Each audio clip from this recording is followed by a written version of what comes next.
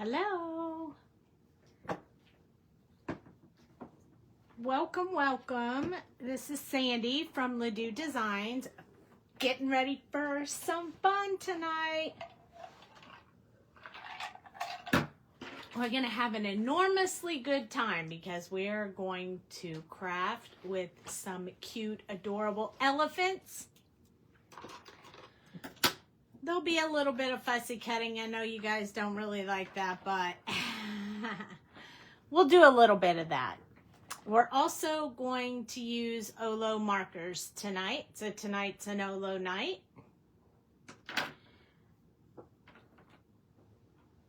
Hey Cheryl, how you feeling? I'm happy to see you. So today I found out that Whimsy Stamps is going to be a sponsor for the upcoming retreat in April, so I thought it would be fun to play with their products.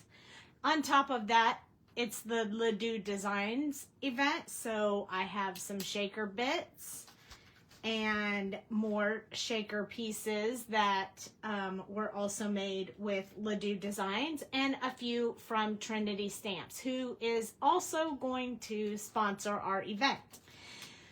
So we have lots of sponsors, no official, I'm trying to get their logos down and stuff, and then I'll make the official announcement of all the people who are sponsoring the event. But in the meantime, we're going to play around with some of their products. So these are ones that my mom got me for Christmas. If you're watching, be sure to say hi so we know that the comments are working. Oh no, I'm sorry to hear that, Cheryl. I hope you feel better fast. I did reach out. I was worried about you. Here is the Let's Celebrate paper pad, and we're going to use this design right here. Hey Beth, we're going to use that tonight. We're going to use this new die that I got from Whimsy Stamps. It's called the Peekaboo Window die. It's number 5 die. And I will put a link to this shop in the comments after the live. And then we're going to use these adorable little elephants. It's called Elephantastic.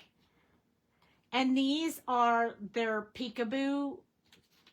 I think that's what they call it. Anyway, they peek around corners and stuff. So I thought they would work well in our little windows here. So when you die cut this die right here, it cuts the outside and it cuts the inside. And the inside pieces are stitched. I don't know if you can, yeah, there you go. So if you decided that you wanted to go with just using these, you could do that. Or you could use this piece and these together, or separate, or whatever you want. I haven't decided whether we're going to be using both or just one, so we'll get there when we get there. I have a piece of acetate here. I know it's hard to see, but you can see it if I flip it around, that we're going to use for our shaker boxes. We're going to have 3 open shaker boxes. I used this die and I cut this foam. It's sticky on both sides, so we're not going to have to place small lines around it. We'll have one big piece. So I'm happy about that.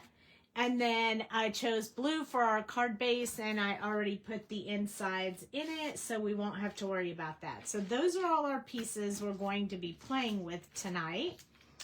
And then I stamped all 3 of the elephants because I thought what fun it would be to color each elephant a different color, a different shade of gray. So I'm going to set all of the supplies to the side. I stamped 2 because I was thinking we could color each one of them at the same time, and then I could put here's what my thought is. I don't know how much this will matter, but my thought and intent is to put one inside the shaker and one outside the shaker so that we have the pieces that are sticking outside the line, we can make them stick out here and we still have them on the inside. So I don't know that we need both, but I kind of thought it would be fun to do both. So that is the plan.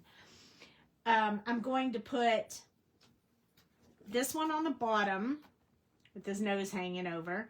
I'm going to put this one upside down in the top so he's hanging.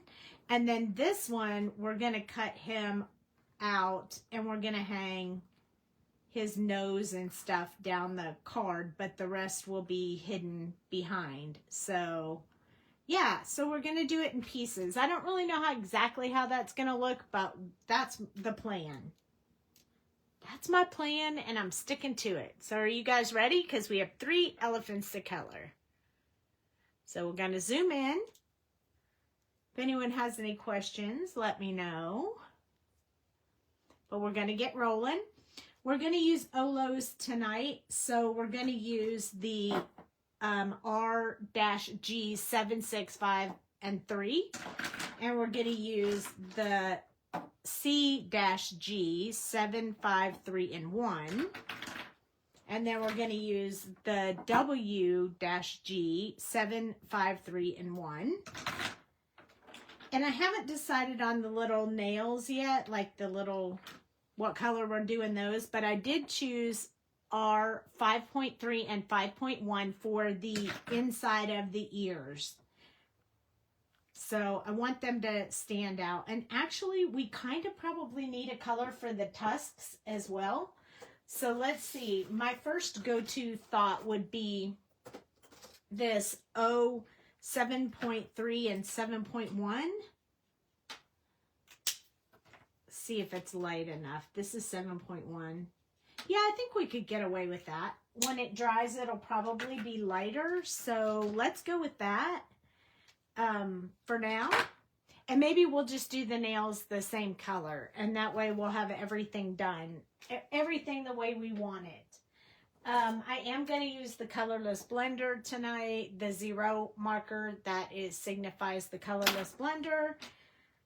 And I am going to use the CG 3 and 1 for the eyes to get the eyes started, but we are going to color the eyes blue. I just haven't decided what color blue yet. So hopefully you guys are with me. So we're going to do a little bit of the CG3 first. So I'm going to put it right up under here because he's going to be hanging upside down and his nose is shadowing that. So for this one, I'm going to put it up here because we're going to put him right side up. So his shadow would be at the top. And then this guy is kind of to the side. So I'm going to do a little bit like this. And then I'm going to come down this side on this one. So he's going to be just a little bit different than the other ones, but I think we're good. So now we just have to repeat on this one so that they both get done the same. So for the Olo markers, they're definitely more juicy. You can even see all the juice in that marker. So you have to be a little bit cautious and you have to watch it to make sure it's not gonna like blob on your paper. I haven't had any problems with them since they replaced the first run of Olo markers, and I have the 96 new release already on the way. So I should have it by the end of the month. So I'll have all the new colors. I'm very excited about that. I'm hoping there's more skin tone colors in there. Hi, Sarah. So that is what I'm hoping for. So that was our C3. And now with C1, all we're going to do is go along there and kind of push that. You can tell I was using this with my Crazy Creations because you can see all the glitter on the tip. So I'm just going to wipe it off here real quick just to But I'm okay if it puts glitter on my project. Because who doesn't like glitter? There, I wiped it off. I'm going to kind of push back into that darker color with this one. And I'm just going to do that on all of them. Just kind of push that color right back in towards the edge. I thought it would be helpful for those who are considering coming to the retreat if they could see me coloring with the other markers that are offered at the retreat. So we're going to use Olo for a little while mixed in with Copic, and then in February, maybe about the second week in February, we're going to start using the Ohuhu markers. I'm still in getting used to them, so I have to practice, kind of learn the colors and such, so I can whip through them as fast as I do all the other ones. I don't have to learn how to color. I already know that part. I just have to learn the feel of the marker. That is the difference. So there's a little learning curve, and I'm working on that. So I will have that down by February, and then we'll be good to go. Okay. Now, with one more color, I'm going to use the colorless blender just to kind of soften up those edges that I just made with the C1. And I'm just going to do that on all of these. And that way the eyes can dry while we color the little elephants. I mean, aren't these elephants so stinking cute? I could see using them for Valentine's Day because they're just so stinking cute. I really, really like them. My mom got them for me for Christmas, so this is the first time I've gotten to color them. And I know when you first look at an elephant, you think, hey, Beth, you think, well, when I first look at an elephant, it should be gray. But they can be brown, they can be gray, they can be pink, just saying.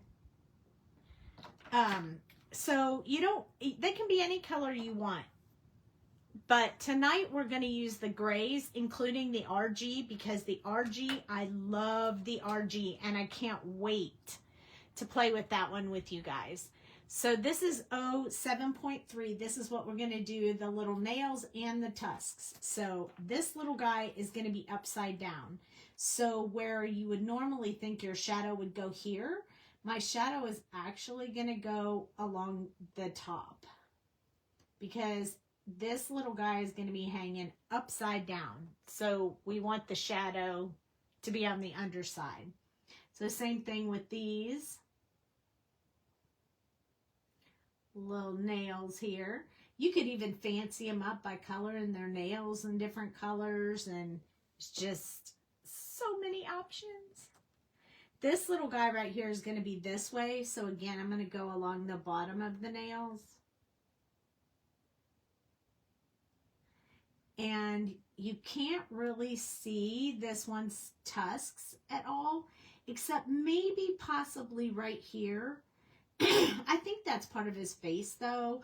I don't think it's low enough, because if you look here, well, I guess it does kind of come out of his smile. So it could be a tusk or the face. You can color it whichever way you want. Maybe we'll make it a tusk,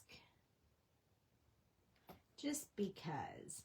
This guy's going to be on the side, so we're going to put just a little bit of shadow over here and along the bottom. And maybe right where his lip is. And we're going to do the same thing on this side, so I'm just going to repeat what I did. So I don't really have to talk you through that part, because I know you guys were paying attention and you know what I'm doing. So I'm just going to add it. For this side, I can add it a little bit faster because you guys, we already talked about why I'm doing it and where I'm doing it. So I did miss these little guys on the other one, which happens sometimes when you're coloring a bunch at one time, that you tend to miss different stuff. So I'm going to fix those. This one right here. And that one. And then we just need to do this little guy right here.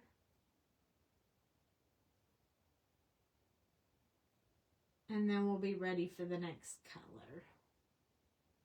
There we go. All right. These elephants are cute. So they have a whole series of, I mean, I don't know if they actually put them in there as a series, but they have chameleons like this all on the edges. They have dinosaurs, and they have dragons, snakes. They have a whole giraffe. They have a whole bunch of these that do that. And I have many of them. But the elephants I didn't have. So I really wanted them. So I asked for them for Christmas.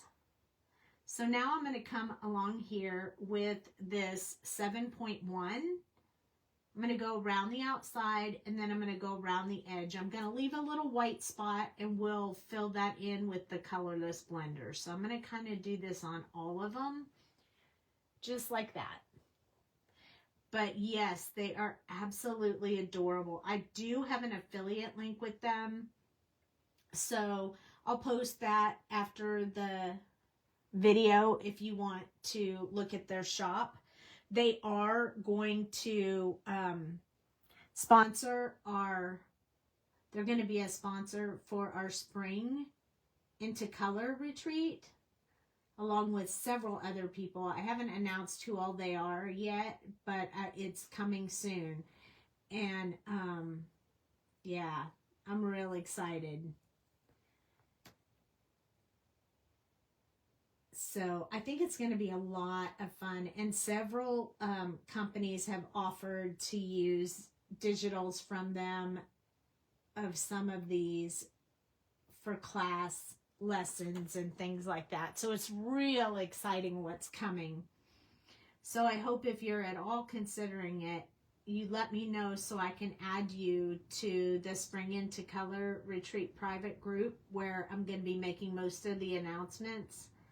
There'll be some on the fans of Doux designs, but I don't want to put too much out there if people aren't interested. I want those that are really interested to be able to see all the details. So if you want to be in that group, reach out and let me know. It's where most of the important information will be attached. And it's private just so, you know, we can keep scammers out, but anyone is welcome to be in it if they want to. There we go. Okay, I think I got all their little tusks and their little toes done. So I'm going to go from the bottom where the color is and kind of just drag it a little bit into that white. It's a little different than I normally do when I'm coloring like this. I usually just go from the no color into the color, but I want to kind of drag this color. I just don't want it to be dark. I want there to be a pretty good highlight, so I am using the color that's already on the paper to enhance what I have. So these different tusks and things like that are going to show up a lot better once we get the color on the elephants. So I think that's what we're waiting for. But you know me, I like to color the light areas first so that I don't drag any dark color into my light areas. I'm really particular about that. And the only time that I do color the lighter colors later are if I don't know what I want to do before I get started. You know, like when I'm running tests and things like that. So there we go. I know it seems crazy that we're doing 2 of them, but I think we need to. And maybe if we don't, we'll just make 2 cards. I mean, that's just the way it goes. So our 5.3 is going to be our darkest pink, and that's where I'm going to start building in some of the pink colors. Each one of these are going to be colored the same as their partner one, because one's going to be on top and one's going to be on the bottom inside the shaker pouch, and one's going to be outside. So I'm going to color them at the same time so they're really similar. They don't have to be exact as long as they're just similar. So some of you who watch me often might notice that with Copics I always take both caps off, but this one doesn't work that way because this is the marker. There's no cap to take off on the end. This piece right here is a refill attached to my marker. So they're separate, so there's no reason to try to remove anything else. Okay, now this little guy, we're going to get just a little bit of this darkest color in here.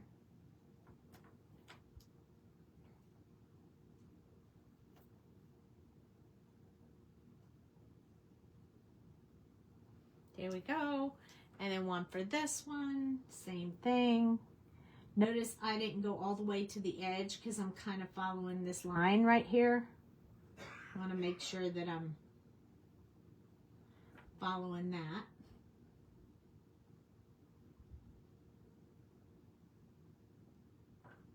And I want it to be rounded, so there we go. And then this one, that's going to be his gray color, and then I'm just going to put a teeny bit of pink in there because most of it's covered up by his little hand.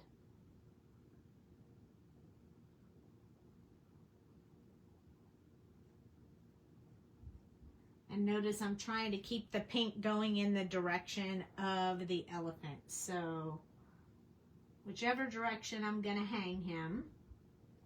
And honestly, he could be upside down or he could be upside down. I mean, you can do him however you want. Although I felt like because his trunk was up, but he could be blowing his little trunk.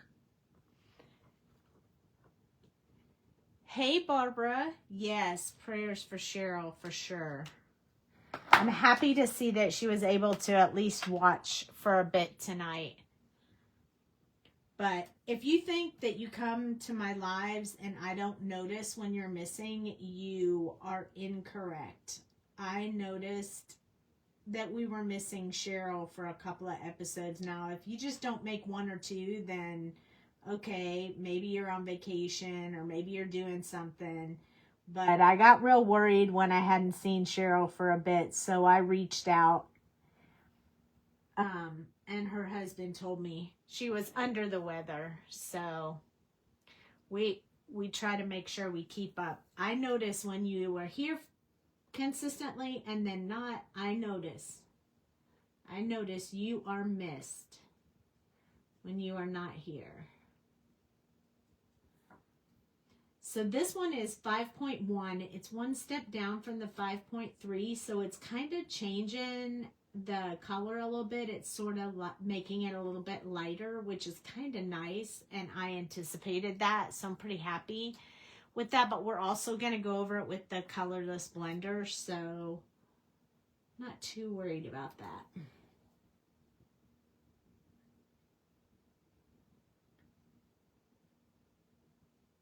So here we go. I need to give you guys an update on the release too, but I'm waiting for Dale to come back into the craft room so I can confirm with him that I have the right date before I say it out loud. But we're having a little bit of difficulty with the getting the stamps. They're bombarded from everybody submitting theirs at the first of the year, so they're a little bit behind on the processing. Shipped today, but will not be here by Friday. So instead of making you guys order and then wait, I'm going to choose a date a little bit later so that will be able to ship as soon as you order. I get so excited when I order stuff from people that I can't wait to get it. So I don't like making people wait. I missed who the stamps are by and what markers you're using. Okay, so Whimsy Stamps. These are Whimsy. We're going to use their die and their stamps. We're going to use Doux Designs paper pad and Doux Designs shaker bits. And I am using Olo markers tonight. So now you're all caught up. Thank you for joining. Hi, Diana. I got these for Christmas from my mama. The die and the stamps. And another set of stamps that I've wanted for like a year. They've been on my wish list for like a year. And my mom got me those too, so I was really excited. They are little devils and hearts for Valentine's Day. So there we go. Now we have some really pink ears. Almost makes me think of mice, which really doesn't go with the elephant. Okay, now the colorless blender. So last time I went in the color and drug it out, and this time I'm just going to go from the white into the color so I can keep those white spots as highlights. So as you can see, it's going to lighten it up a little bit. And we're going to go into the pink a little bit with the grays that we use. So we'll fill those in a little bit more and smooth them out when we get to that point. So don't worry about them right now. This is just the beginning stages of the coloring we're doing with our little elephant. I just want to lighten up the pink a little bit, but we'll be using the gray in the ears too, because we don't want them to stand out too much. And it's pretty cool when you can watch it colored twice, because then if you missed something, you can see it again a second time. So I figured, why not do it twice?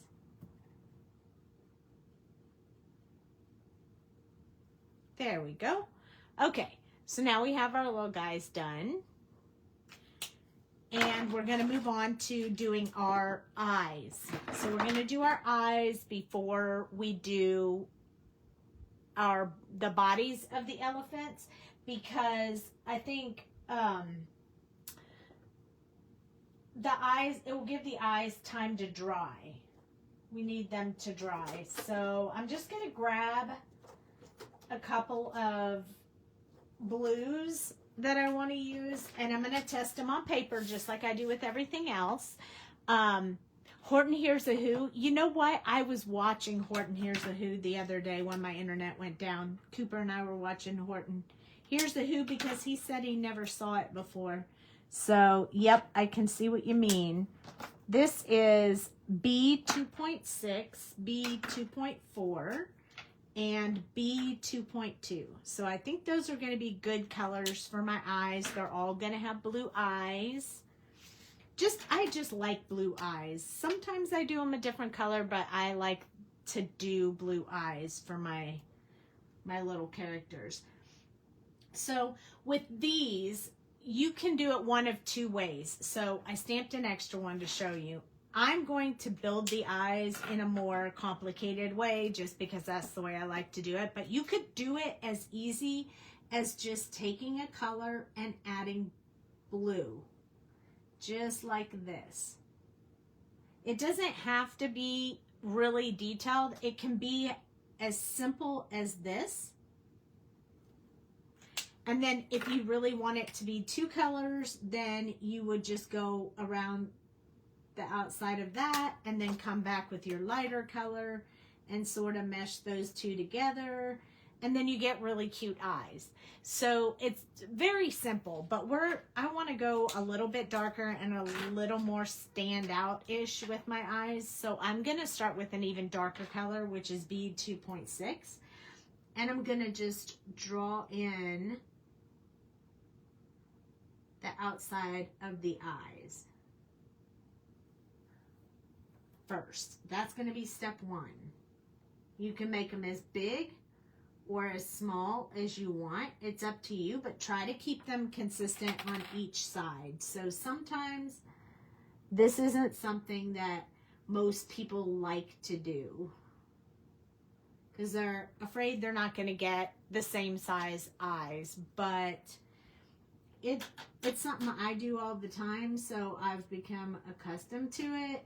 But when I first started, I was afraid to do it too, and my eyes would be different sizes, and that would bug me. So sometimes I would end up coloring and coloring and coloring until my eyes were huge because I couldn't keep each one the right size. But the more you practice, the better you get. And then you don't have to worry about that. So now we're going to take the mid-tone color, which is the 2.4. And we're going to go around the rest of the outside, right around the eyeball. And then we're going to go along this line where the darkest color is. And we're going to leave that inside piece for our lightest color. There are so many ways to do eyes, so choose what you like the best and do that one. I mean, it's really whatever you want.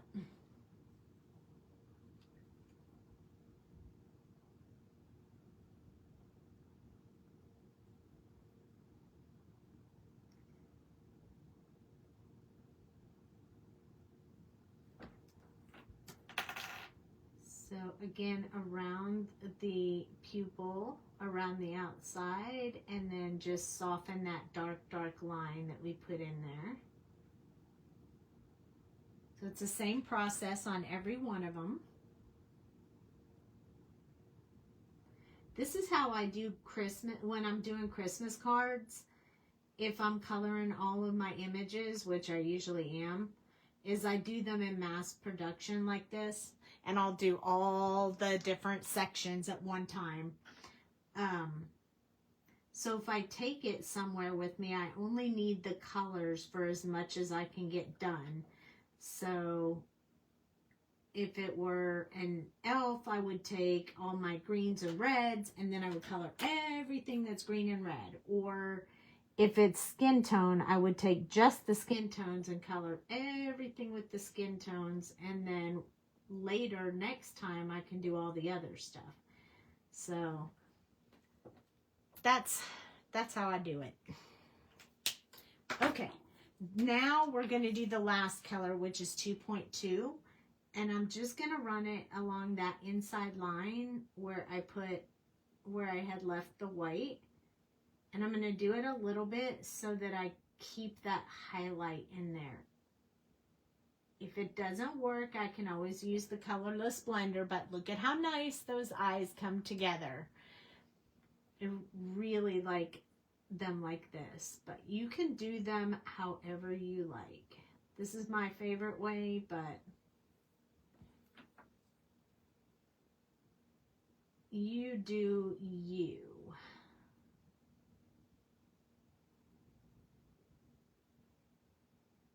I feel like this kind of gives me a little bit of a glossy look, and I like that glossy look for eyes.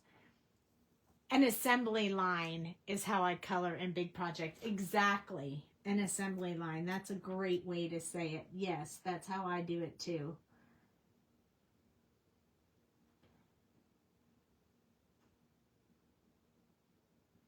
And I usually try to do the part I like the least or the part I'm afraid of the most first.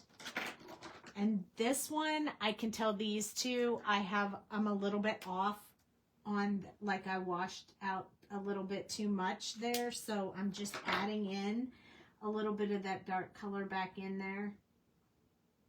There we go.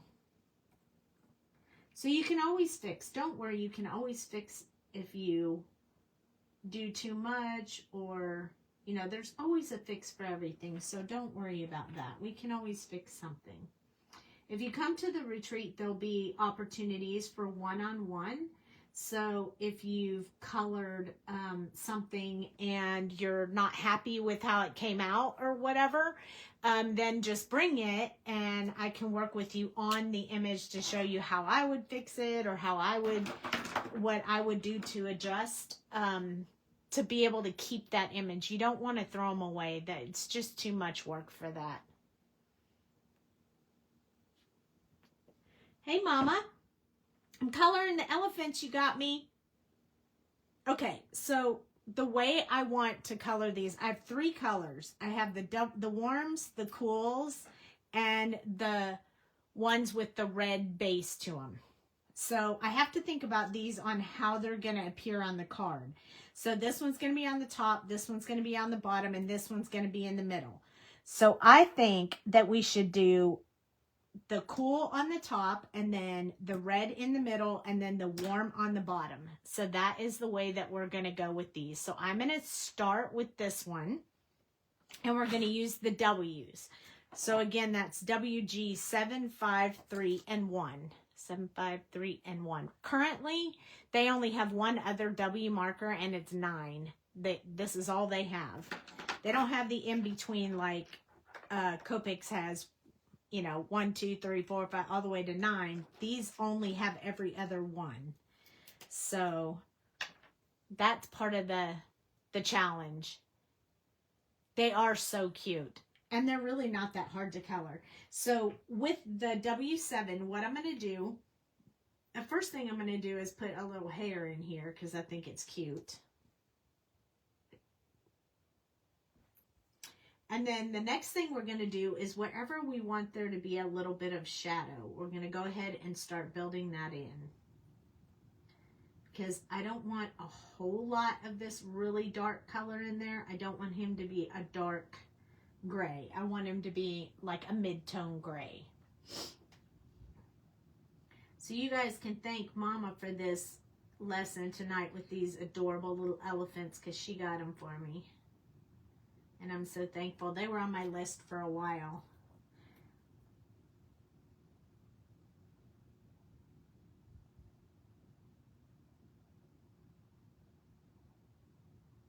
There we go. All right, and then like down here where the toes are, and then I'm just going to touch a teeny bit in between the toes. And I'm going to do the same thing on this one. I usually use my Olos when I'm coloring glitter paper with Crazy Creations. So that's why I have glitter on the nibs.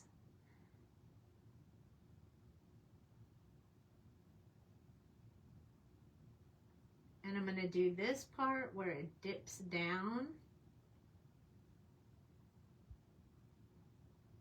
Just like that. And then I'm going to do a teeny bit right here around his little eyes. Just a little bit. I don't want too much there, but I do want a little bit. There we go. And so that's the darkest color. That's him. So now we're going to do the same thing on this side, but we're going to do it just a little bit faster once I get past the eyes.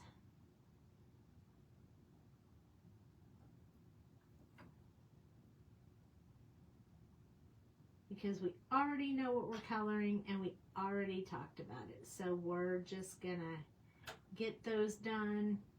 Hopefully I remember all the spots I said.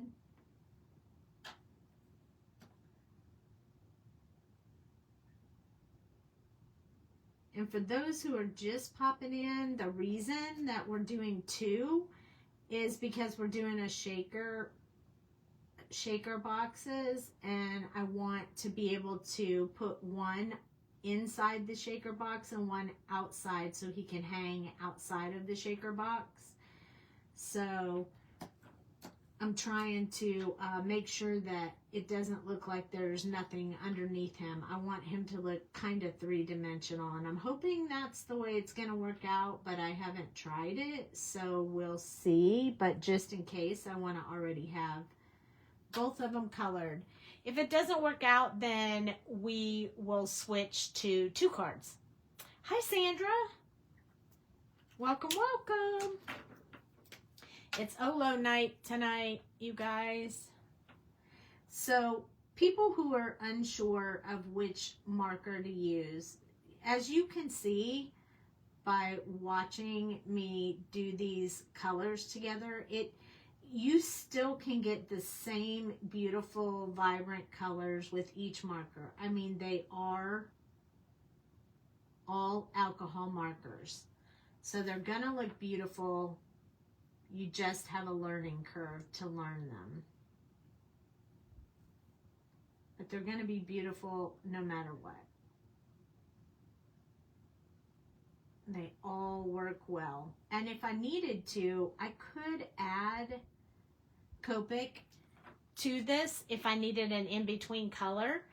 It's a Whimsy elephant. They're today they sent me a message saying they wanted to be a sponsor for the event, so I thought I would do the elephants tonight.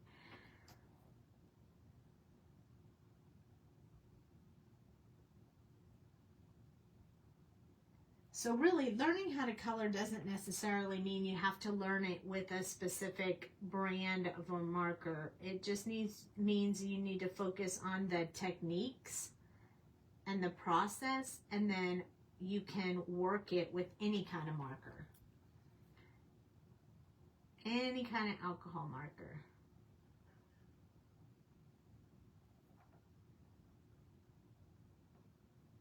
I'm just building in his little wrinkles on his nose. He's so cute. He makes me smile. But then a lot of these Whimsy stamps and Sassy Club stamps and all those, I catch myself smiling while I'm coloring them. I can't help it. It's just me. Dale could walk out in the room and be, hey, what's going on? Why are you smiling? Oh, I just like my image. I just like what I'm coloring. I just wear a smile on my face the whole time I'm coloring. So we're just building in, we're pulling from the darkest color we put in there and just extending it out further. We're not, technically not doing around the outside yet. That'll be with the next marker. But I am using the artist drawn lines to add some details. And this little guy.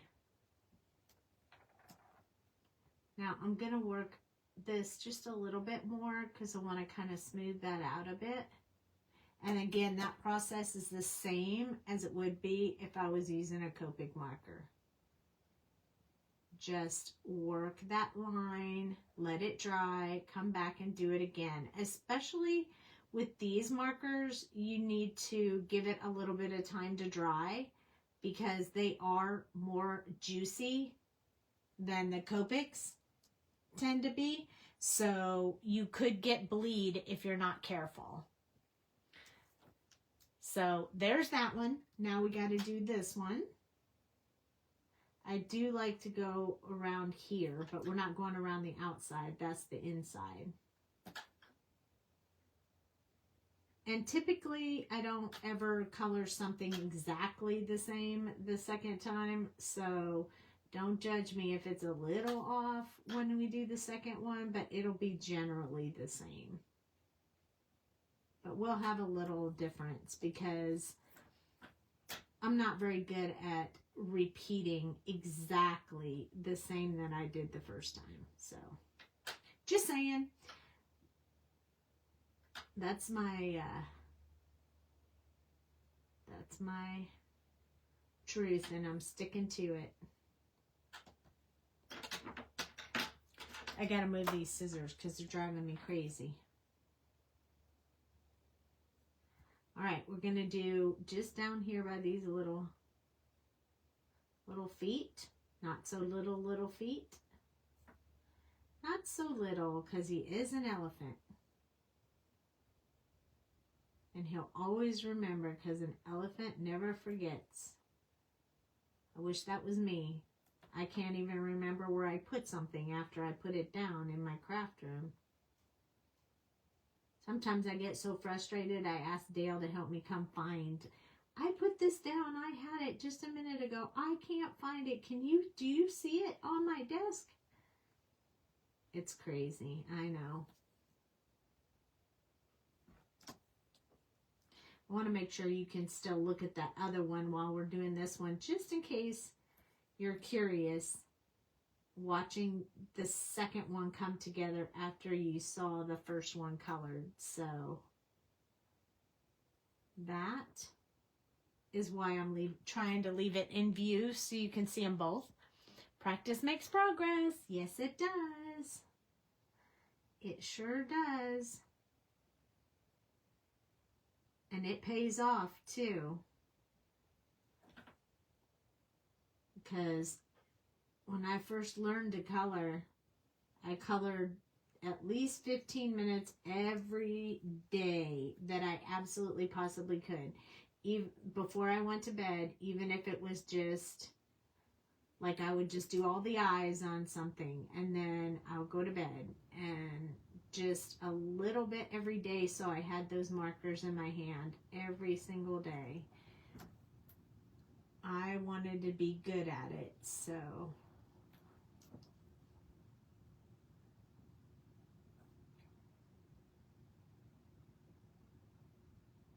there we go. Now I think they look pretty close to the same, so I'm happy with that. The next one is going to be WG3. This one's going to get a lot lighter. We are going to do around the outside with this one. We're going to leave the highlight areas for the last color, and the last color is what we're going to do inside the pink as well. So I don't want to change the pink. I just want to have it blend well with the gray. So around the outside of everything, soften up where we put that darker color and extend out. And anywhere you have a line, you can go over it a second time to soften that up. It's the same as Copics. They're both alcohol markers, so the theory is the same.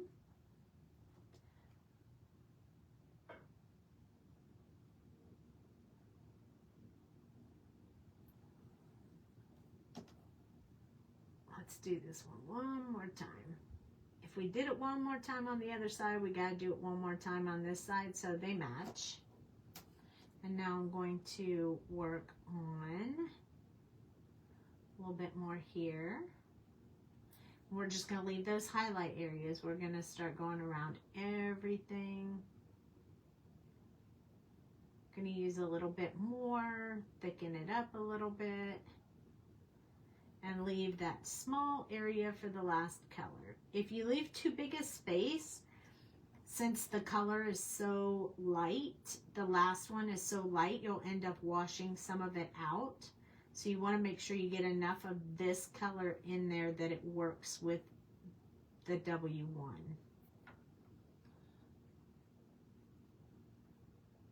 Because remember, they don't have a W2. I won't have one in between 3 and 1. I only have 3 and 1. So I have to keep that in mind when I'm coloring.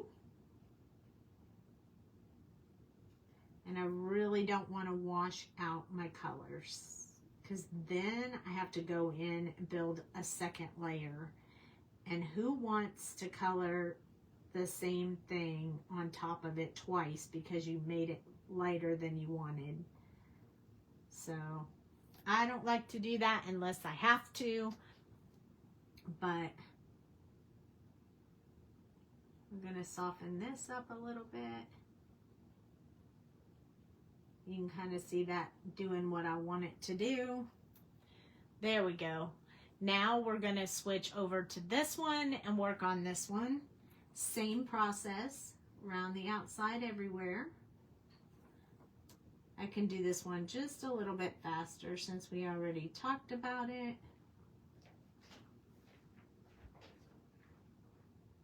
Hey, babe.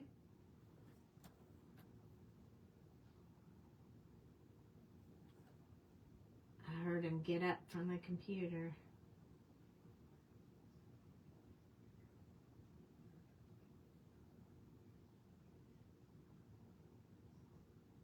I did notice that with the Olos, sometimes they're a lot lighter when they dry on some colors. So I do try to let them dry before I put in, you know, a heavier coat of them.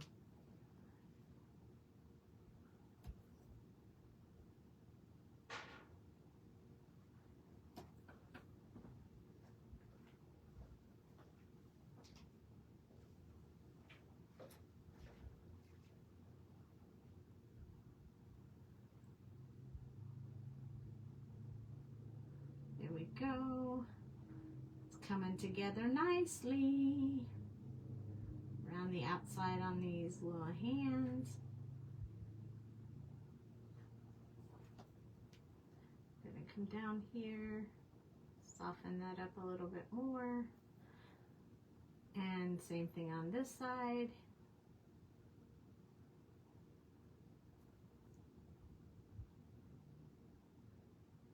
There we go.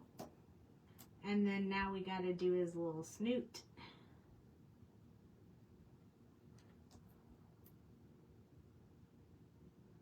His little trunk. We got trunk going on. All right, here we go. I was looking up to check comments and make sure I don't miss them since I'm coloring so intently. Let's turn him upside down.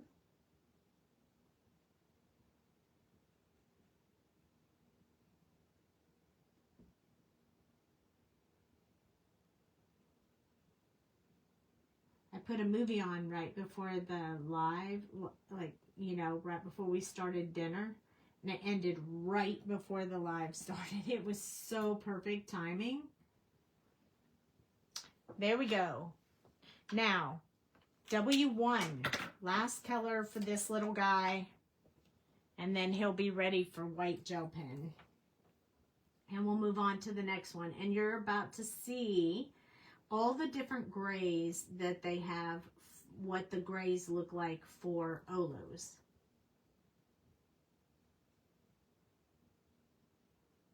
They are definitely different than Copics. Maybe I should have done one in Copic and one in Olos so you could see. But even the grays don't match up. They're not exactly the same. They can replace each other, but when you match them up, they're slightly different.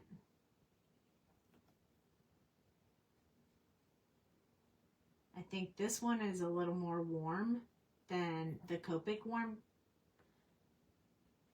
And then they have the red gray, which Copic doesn't even have. So I'm kind of bummed that they don't have it because it is awesome. And I noticed that Ohuhu also has the red gray. But they have a lot of other grays too. They have like green gray and blue gray and red gray. And there's a lot more with the other ones. Okay, so for the ears, I'm going to lay my marker on the side. And I'm going to go from the outside of the ear all the way to the inside with clean sweeps. Just to put that one coat over top of the ears. Now that one got a little bit thicker than I wanted, so I need to soften it up.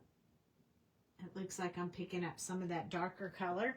So see how that makes it look so much more subtle of a pink than the really bright, heavy pink that we had. So I like that. I'm going to do this one a little more only because I did the other side a couple of times and I want them to match. So that is why. All right, so there he is. Cutie, cutie, cutie. And now we're going to do the other one, which will definitely be faster. because I've already done around the outside. And now I'm just blending the colors together.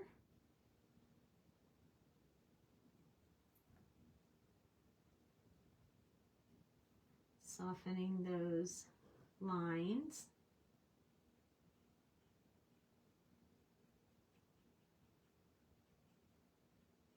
So when I'm coloring on my own, this is about, I color a little faster. When I'm going over it with you guys, I do it a little slower so you can learn as we go, rather than me just coloring and you just watching. So that's why I can move a little faster on the second one than I did on the first one. Because if I just colored like this, you guys would be getting only speed coloring videos out of me. And while you can learn a little from speed coloring, you can't learn everything from speed coloring. So, see how much faster that second one was than the first one? Now we're going to come in, do this, and yes, I got a fuzzy on there. Okay. And then this side.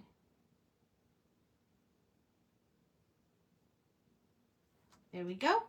And they're pretty close, I think. So I'm happy with them. That's the W's. Now we're going to switch to, the only problem with yellow markers is they're round and they roll around my desk where the Copics don't. It drives me crazy. Okay, so now I'm going to work on the cool gray guy, and then we'll do the red gray guy last. So I have the C-G753-1. So we're going to start with the 7, and wait till you see how different these look. It feels like, well, they're both gray. They're going to look so much different. It's sort of surprising when you put the two different kinds of grays together. I mean, already look at that. It's way different.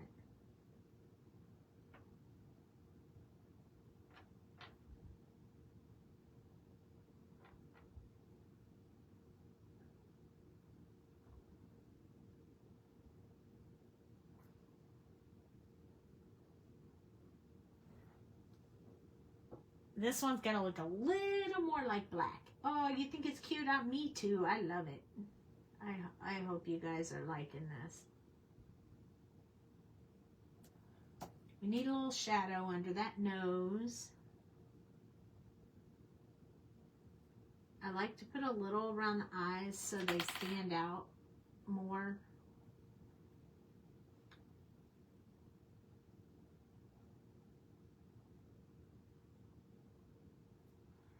Put a little bit up here. We'll put a little bit here. We need those little hairs. Hair today, gone tomorrow. All right. I think because this is like a wall or a table or whatever you want to call it, I'm going to put a little bit of dark around there, and then I'm going to put a little bit right here and right here, and then I think I'm good with the darkest color for that one. So now we're just going to repeat that on this side.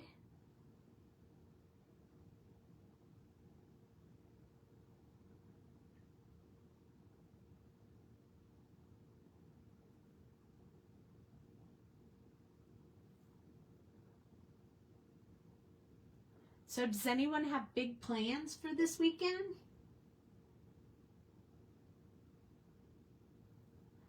I finished Cooper's birthday invitation, so I have to deliver those tomorrow to Haley so she can get that going.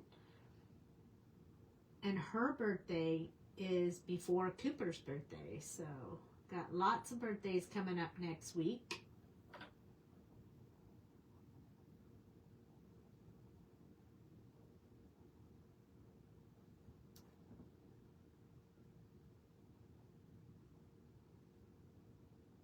Anybody else have a birthday coming up soon? Real soon? Anybody? Anybody? Anybody?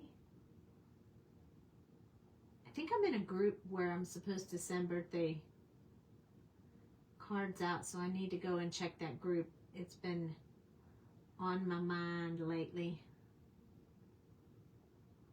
I want to make sure I don't forget.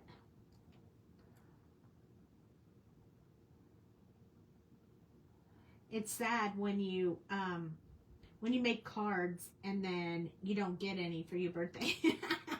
Then you're like, nobody wants to send me a card for my birthday? That should be the funnest part. So I like sending birthday cards.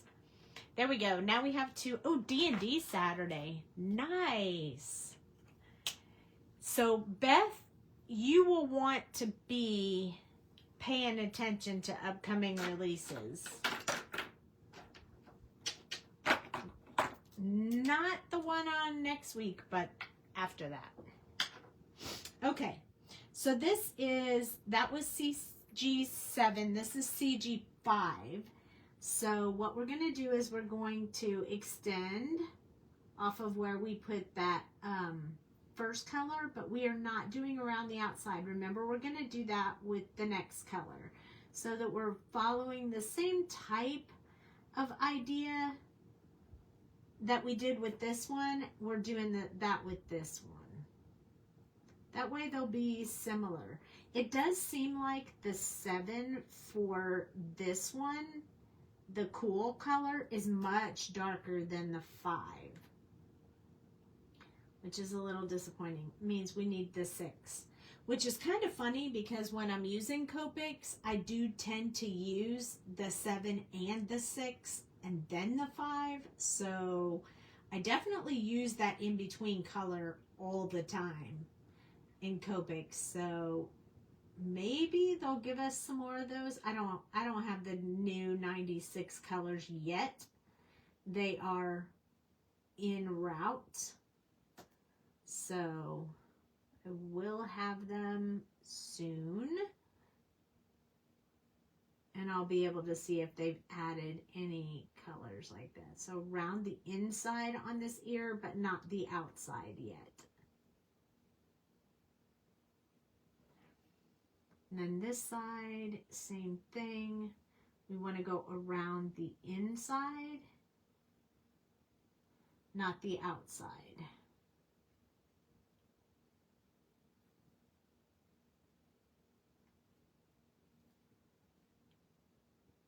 It's very exciting.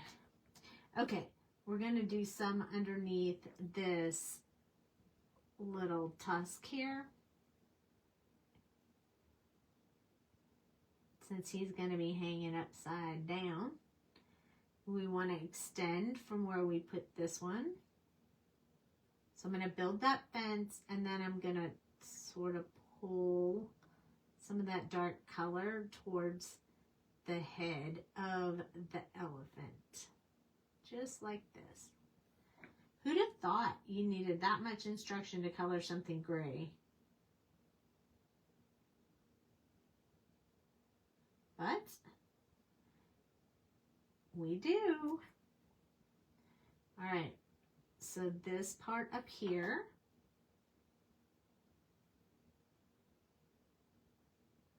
extend there. And then around the eyes. We definitely don't want to get it inside the eyes, so we have to be a little bit careful. You'll notice how I pick up my marker and put it more upright when I'm ready to do something in a tiny area. Once you get used to doing that, it becomes second nature. You don't think about it, you just do it. It just is natural for you. All of that stuff becomes natural. You don't think about those processes anymore. Once you've practiced them so much, they just work out that way. Okay, so now we have the second part of this one. So we're going to do the same thing with this little guy over here.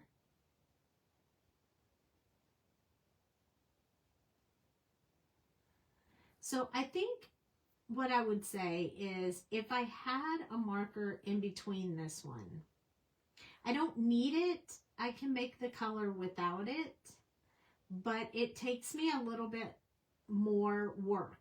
Like I have to keep working these colors right here on the edges to make sure that they blend nicely together. Where if I had that next marker in between, I wouldn't have to do that. So can you do it without all those markers? You sure can, but it will take you a little bit longer and it will take you a little bit more practice to get there. But it can be done. It definitely can be done. Do not have to own them all unless you have full set syndrome like me. And I have even more than full set syndrome because if I see them on clearance, I buy more markers even though I don't even need them. I already own them all, but I still buy more. So I have a whole box behind my desk of duplicate markers. I laugh at myself when I do it because I don't know why I do it other than to help other people. But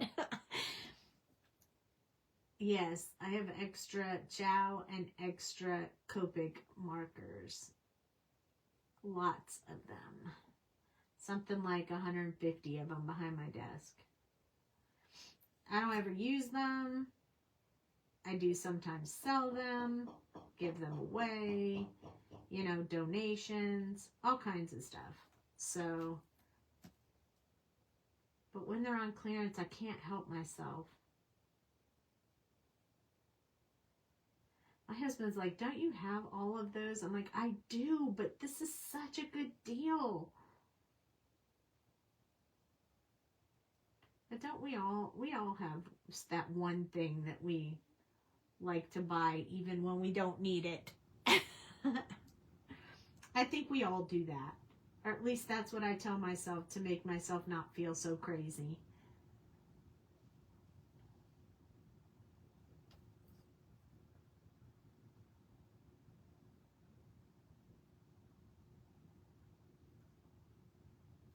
Alrighty, we're getting there. We're almost there. Oh, we gotta do the ears. Remember, around the inside, not the outside for this color. Same one on this side. And this one, you definitely don't, with Olos, you don't want to put too much pressure, ever. Because this marker is very juicy. And the harder you touch the paper, the more you're going to get on the paper. So you definitely have to be a little bit more careful. And you'll notice how this one looks a little bit darker than this one's because this one's dry and this one's not. When it dries, it'll be a little bit lighter. In the same way with watercolor, I have to have them. I have to have them. I have to have them. Even when I already have them. I can't help it. Okay. CG3 is next. And this one we're going to cover most of the rest of what we're going to color, leaving just some highlights for that last CG1. Again, the difference between the 5 and the 3 is a lot. So as you can see, when you first start, it does not look like it's going to blend well. It looks like we're missing something. And so some people may grab the 5 and do a tip to tip because you can definitely do that with these markers as well. But I choose to wait, let it dry a little bit, and then go back in and work that color again. So we're going to let that one dry because I don't want to oversaturate it.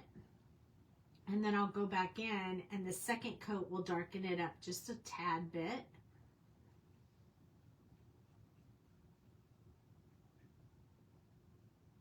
That one blended much better.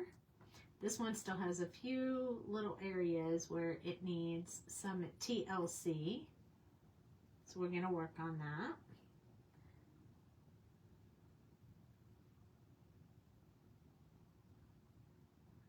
Cheeky cheeks.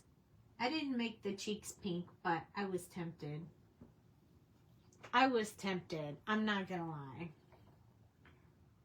We do want to do around the outside, so we definitely want to do like the little hair pieces and all the way around the trunk at this point.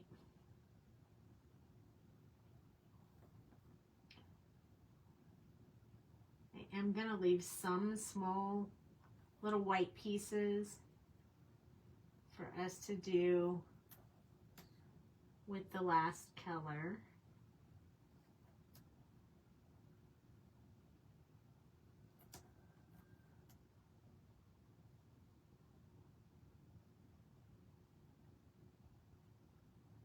There we go.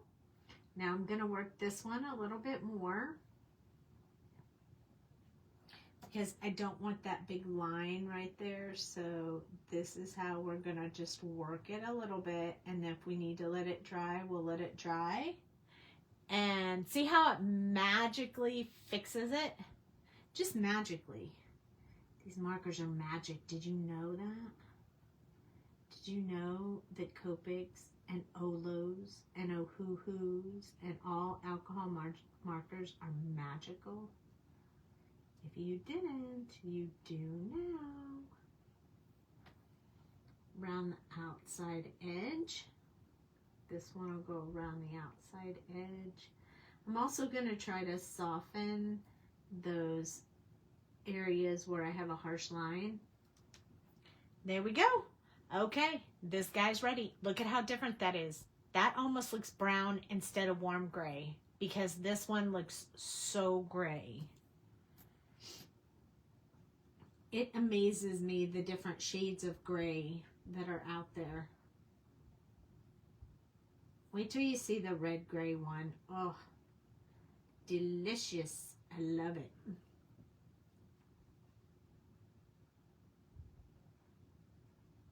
It might be one of my favorite colors in Olo is that red gray color.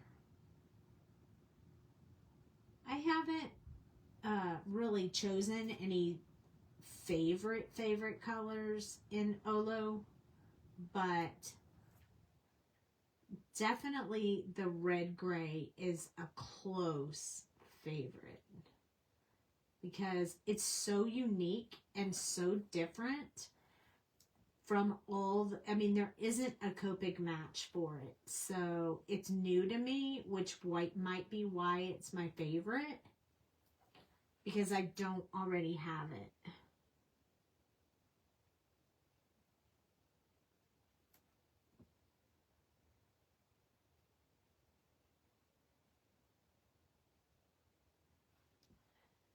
All right, we're getting there. Okay, we got to work on this little trunk here. Not such a little trunk, but you know what I mean.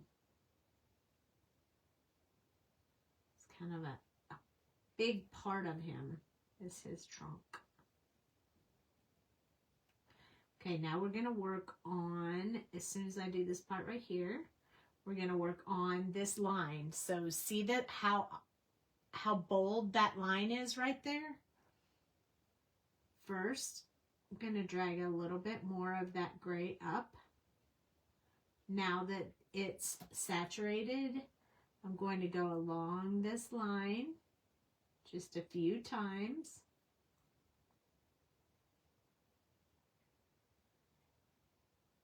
And it magically disappears. Isn't that awesome? You can do that too. That is a technique we will work on diligently in class at the retreat for sure. That blending, soft blending look. Here is CG1. It's going to be the last color on here. And of course, when I put it on there, it's going to leave a white spot. So we are going to have to work on this a little bit. We're going to have to let it dry, and then we're going to have to come back and hit it again. And that's okay.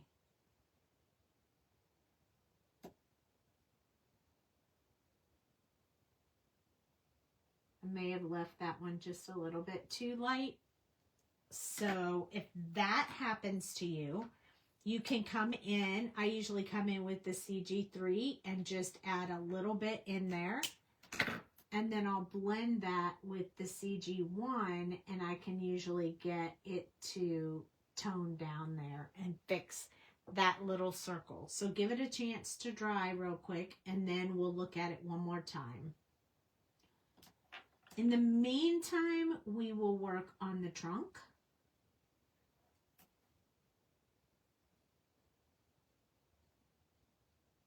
I want to kind of leave this white-ish line right here for a highlight.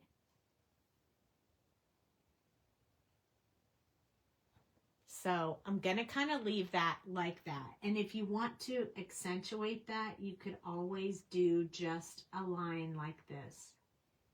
A couple of times, and it'll leave that highlight area there for you. There we go. We need to blend right here a little bit on the forehead and down the face, right here on the side of the eyes. You want to be careful not to put too much ink right there because it could bleed into the eyeballs and we don't want that, so we're going to be real careful. So the only place I see that is this right here. So we're going to hit this one more time with our CG1 and blend that out, and now we don't have that problem anymore. So moving on to this one, we might end up with that same problem over here, but we'll see. It's a little bit thicker color in here, so I can kind of work with that a little bit more. I'm going to just go over the cheeks real quick. We're going to work on this.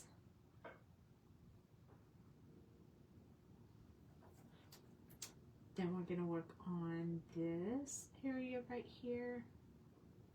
I want to leave that really light right here.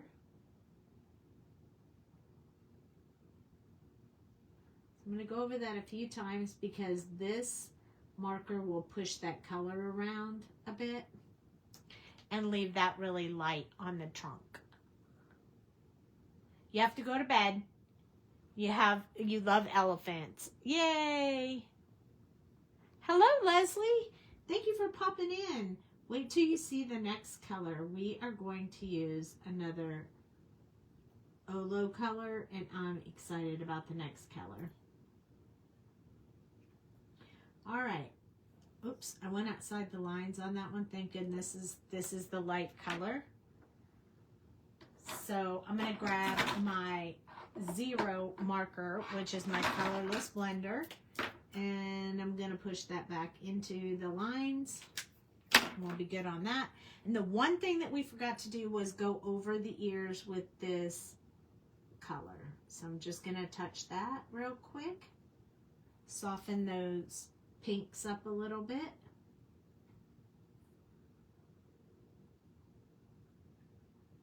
There we go. Now we have them. All right. That is it for those. Now we have the RG for our last elephant. Ready? We're going to do this one a little bit quicker because we've already talked about how we pick where we're going to put the dark, where we're going to put the light. So we're just going to roll through this one.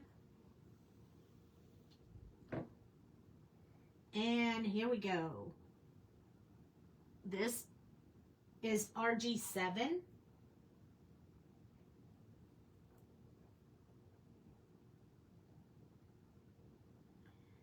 We're going to put it just wherever we want those shadow areas to be. A little bit here. Definitely want to do that little bit of hair right there. I am going to do a little bit under his eyes on that side and then a little bit here on this side, just like we did with the other marker. We need a little bit around his tusk.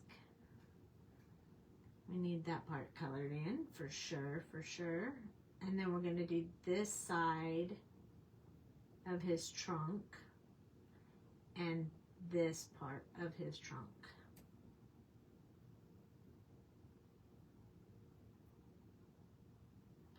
And then we have to do in between the toes and right up here.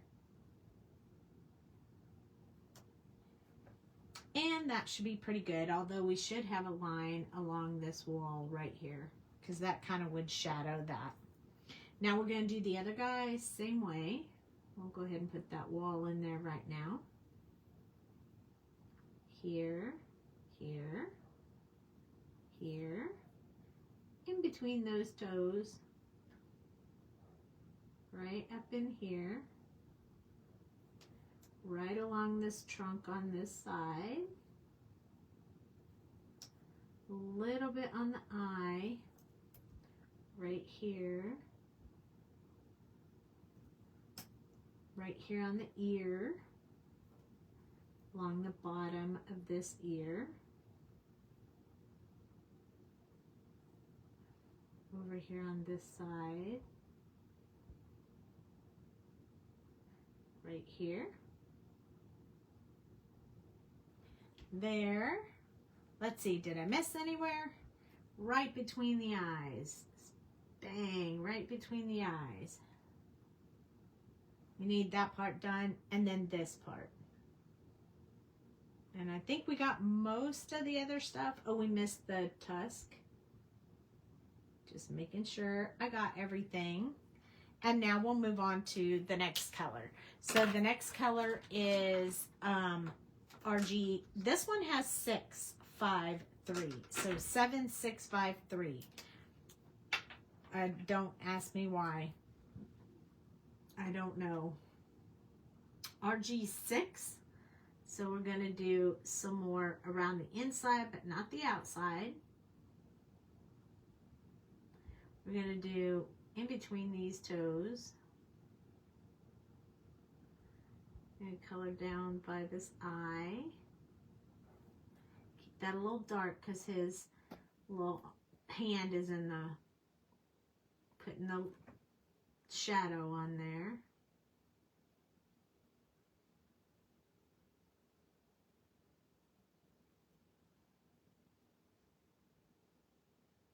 See, we can do these a little faster once we've already done a couple of them.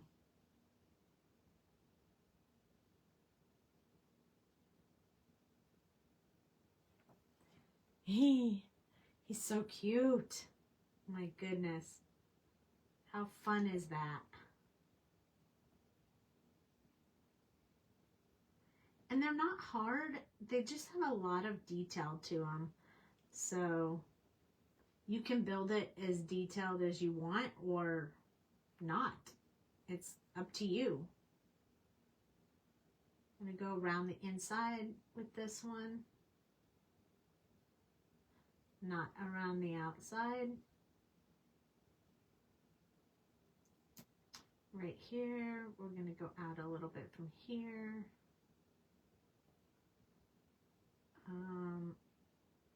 Let's build that in a little bit more.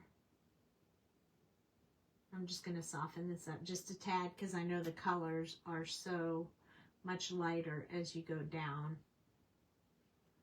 Color numbers. All right, so next one. Ready? Ta-da! This one.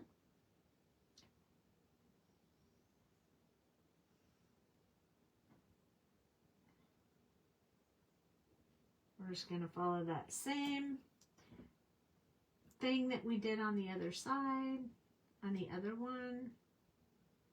I think it's going to make a difference if we layer these up, but I'm just not sure. So we'll see how it works out.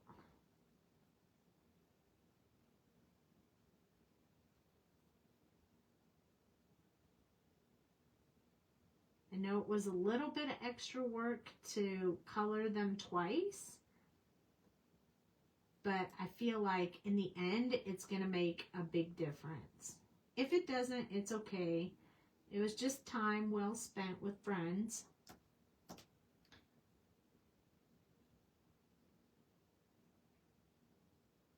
So You guys have been watching for a little while now. Does anybody have any questions about what we're doing or about the colors, about the Olos, any kind of questions at all? Feel free to shoot those in. I'm going to be trying to watch the comments come by while I color this little guy.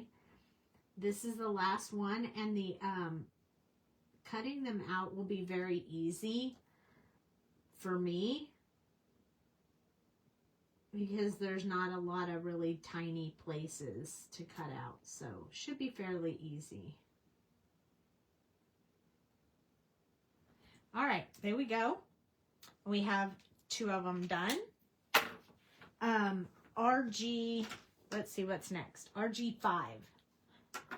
So we're just going to leave a small area left for the last color. So we are definitely going to go around the outside. This little guy will be a little darker than the other ones because he has higher numbers on that are left. The other one went to 3 and this one went to 5. 6 and 5. So we'll get a little bit darker saturated color in this RG. But I love this RG. It's almost like a brown, but not really. You can see the red in it, and I love it. I really love it. Someone once asked me when they first came out, you know, should I buy them? Well, I was having a lot of trouble with mine, so I was like, I mean, if you like them, you should try them, but if you already have Copics, you should get the RG because it's so unique and so different than Copic doesn't have one like this. So I definitely have been talking about this one for quite some time.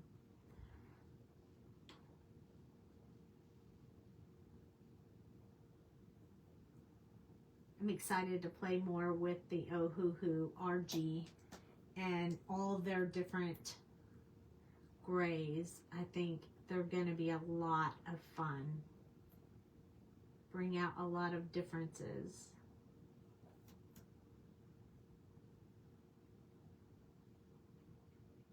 Maybe owning 3 different types of alcohol markers will keep me from continuously buying Copics I don't need. I don't know. What do you think? And do you think it'll help or not? Maybe not.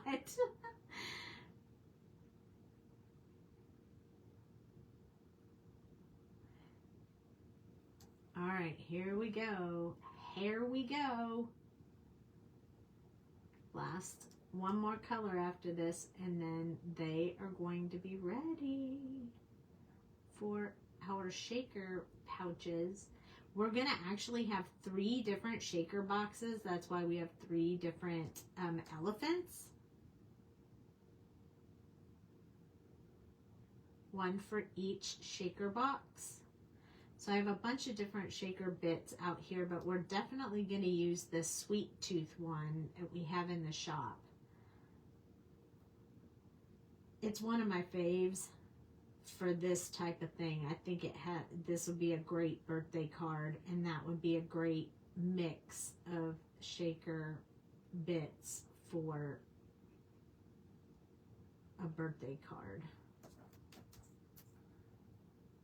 All right, here we go. We're almost done. All right, last one. This is the RG3. By the time we're done with this one, we'll be ready to put the white gel pen and the black on the eyes, and we will have those done. All those cute little elephants. I mean, how adorable are these? I love them. I like doing these ones that peek around the corner, especially in the dies that are made for like that type of thing. I just think they're really, really fun. I have the octopus too. There's an octopus too, or kraken, whichever way you want to look at that.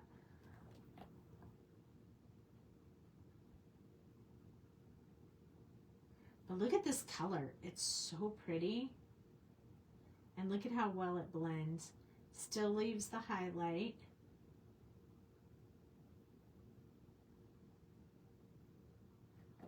Like you can see the highlight down his nose.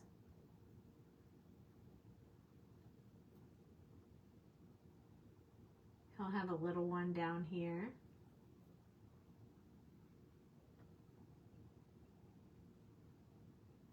We're going to go back to this one. Let some of that other stuff dry. We'll come back to this one so we can blend that out.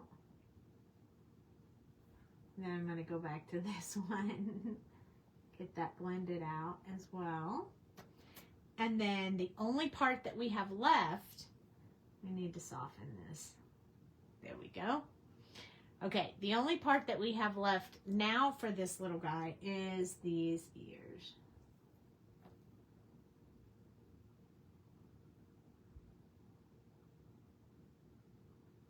There we go. How cute is he?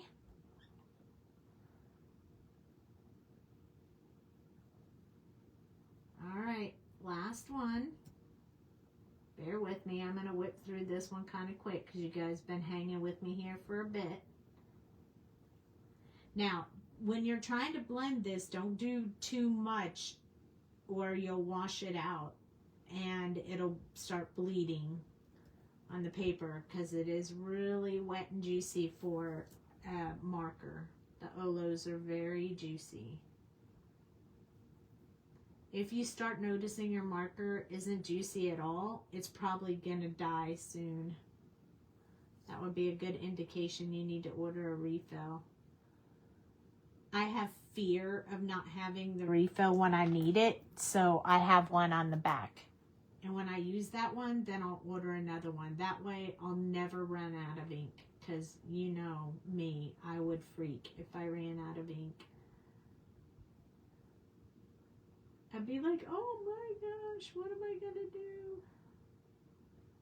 I would fall apart. Now I just can't finish my projects. I have no ink. I'm gonna go along this one like this and kind of lighten that up just a little bit, like I did with the other one.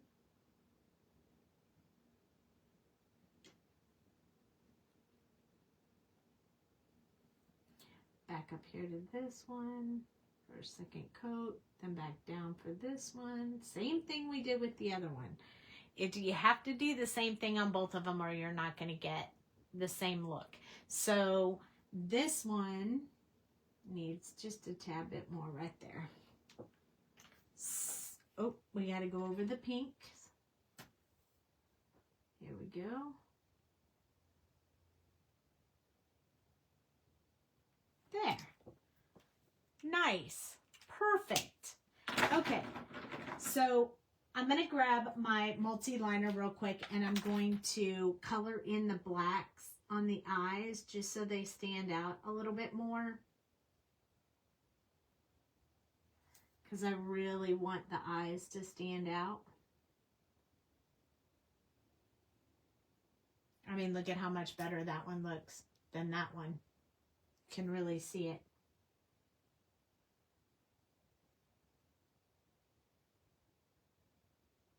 He looks a little cross-eyed, doesn't he?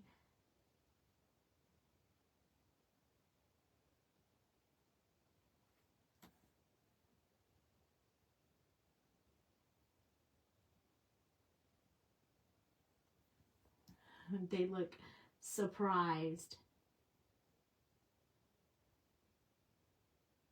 There we go. Now they look so much better. And now we're going to use our white gel pen to enhance our, actually we're going to cut them out first because if I use the white gel pen, I will smear them everywhere. Okay, so I'm going to show you how easy these are. So first I like to cut them off so I don't have a whole bunch of excess stuff. And then I'm going to cut along this line right here exactly. And then when I go down here, I'm going to leave that small white border around it and just move the paper, not the scissors. And I'm going to leave a tiny white line this time, not a thick one. Really tiny along my little elephants. When I get to here, I want this to be solid cut. There we go. And then I'm going to come up here and start with my really tiny little white line around here. And I told you these would be fairly easy to cut out. And I'm right, they're not too hard, but I believe they do have dies for these in the shop. So if you're not a fussy cutter, you could definitely buy the dies. I'm okay with fussy cutting sometimes, so I don't mind. Usually, if there's a bundle deal, I prefer to have the dies.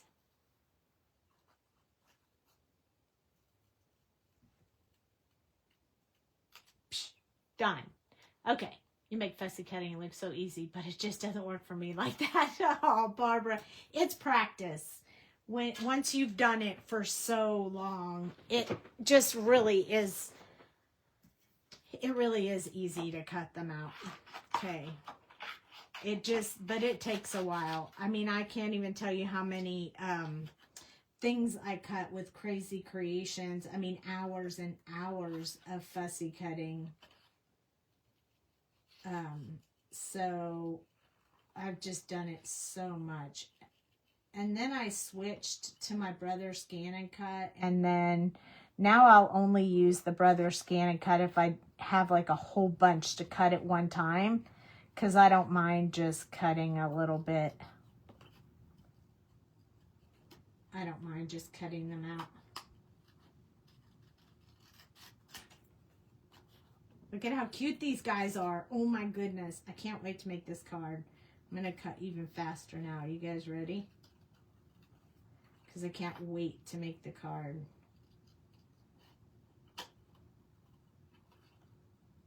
And honestly, it doesn't have to be perfect when you fussy cut. I think that's what most people focus on, is being concerned about it being cut perfectly. And it's really not that important.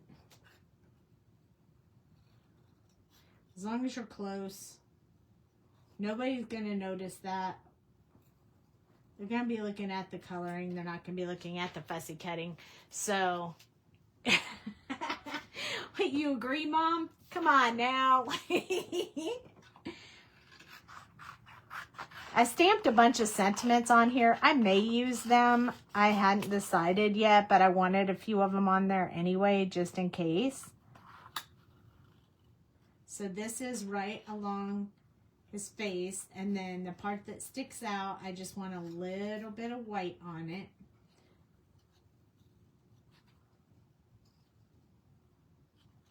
I don't like cutting on the line. I don't know why I don't like cutting on the line when I'm cutting something out. I like it to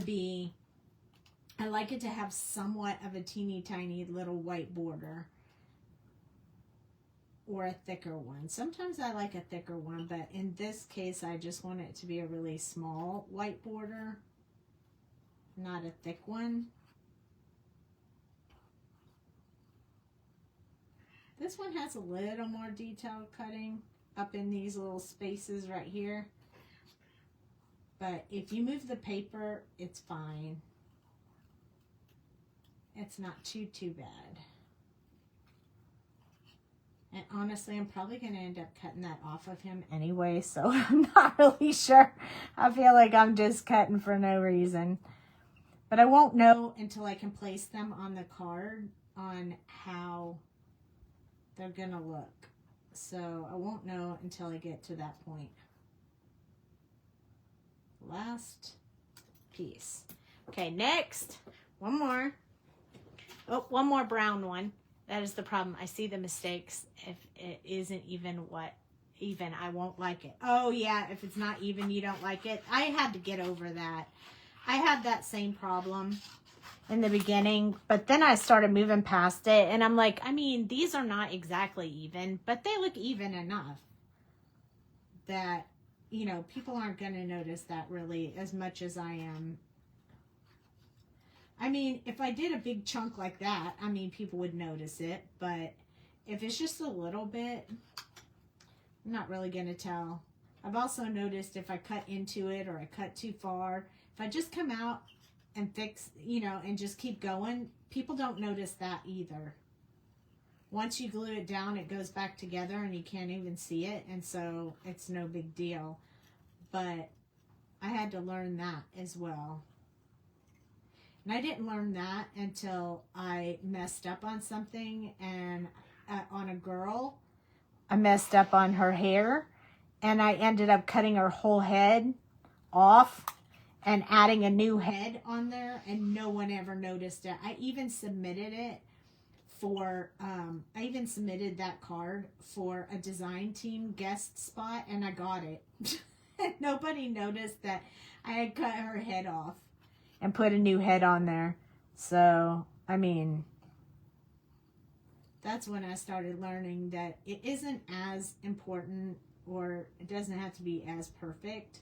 What I will tell you is each time that you open the scissors up again, that's when you get those jagged looks. So try to keep the paper moving the whole time, and that makes everything a little bit easier. So keep that whole stroke going like this, because whenever you pick up those scissors and open them up again, that's when you get a jagged line. So try to avoid that for sure. See, like right now, I try to do it on corners so I can fix that, and then I try to keep moving it. As long as I'm doing one swift motion, I try not to have to open the scissors up again, because that way I won't have those jagged looks. Because I don't like those jagged looks either. And these scissors work really, really nicely. So it usually goes pretty smooth.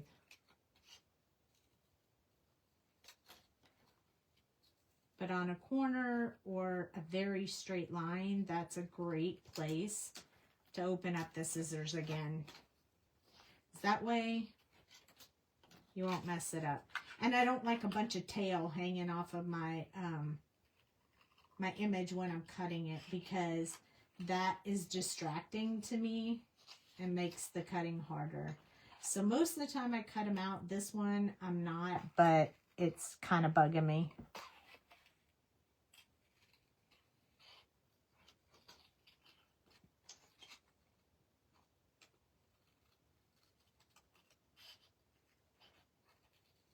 Yep. Here we go. We are almost there. We are almost done. So I'll just cut these pieces off because they bug me so bad. And then that way I can work a lot faster. Oops, we want this one to be on the line. And then come out here around that. And then on the line. And then around the tusk.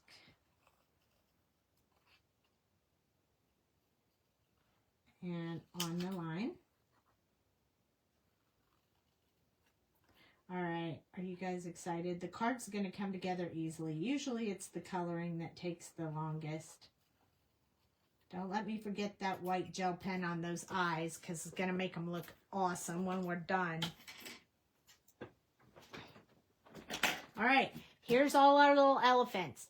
Double jointed so my fingers lock up sometimes. You have arthritis and you need dies cut for you.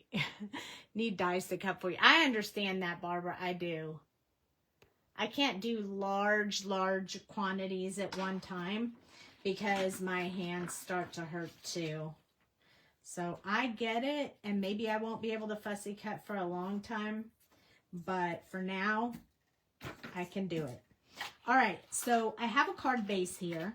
I already have the white on the inside, and I'm going to stamp the backs, because whenever you make it shaker, then it's not flat anymore. It's hard to stamp. This is going to be the front of my card. I chose blue because it was neutral and it was the color of the eyes of the cute little guys. Those that missed the beginning of the video, this is a die. I used the die to cut a foam square, and I used it to cut the outside piece. And it also cuts these inside pieces as well. It's the same piece of paper. So what I was going to do was I was going to start out by placing this on my card exactly how I'm going to want it to be. Once I have it lined up perfectly, then I'm going to take, it's a little off, but if I need to trim the outside, I can. Okay, then I'm going to take my little magnetic Doux flotchets here, and I'm going to place these inside the squares. I want them to be stuck to the paper, but I want them to be inside the shaker box. So I'm going to put glue on the back of them, and then I'm going to place them inside the slots so they're lined up the way I need them to be. Now, I could use the balloons if I wanted, so keep that in mind. You can always flip-flop the paper, but I have a love for this paper like I can't even tell you. And so even though we used this paper, I believe, on Tuesday night, I just wanted to use it again because I love it so much. So I'm not going to use the balloons. I am going to use this. I want to make sure my edges have glue on them just because then the shaker bits won't get stuck underneath them. I'm going to place this right exactly where I want it. And then I'm going to lift this up so I don't get any glue on it. And then I'll use my little soda press to like press it down on there real good. And as you can see, it lines up exactly how it's supposed to be. Now these two pieces, they also were cut out of this, so I just need to figure out how they go in there. I'm going to move this down here. So this one will go here. And then this one goes here. That way I know where they go, where they line up, so they'll line up with the outside part.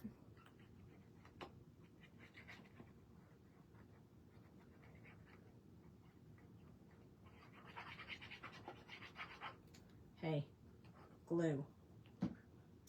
I left my glue open while I was building boxes last night, so giving me a little challenge there. All right, so then I'm going to place this one right here up against this one, just like that. And then I'm going to lift this up before I lay it down so that it goes in there and it doesn't stick. Because it's a perfect cut, so it's real close. Then I'm going to take this one, and I'm going to do the same thing right along the edges. Now you could cut this out in different papers and have your inside piece done. I couldn't decide, so I cut it out in 2 other colors, so I have like a whole bunch of insides. In the end, I decided to go with the pattern paper. Okay, so up against that, hopefully you can see that. My head's in the way. I'm sliding it over because I want it to be up against that. Then we're going to lift this up. So it takes a little bit of time to do this, but man, not having to line that up is like the best ever. So now, when I lift this up, I don't have to worry about it not matching up. It's going to match up. Now, if you wanted to, you can make a card with this. If you, see?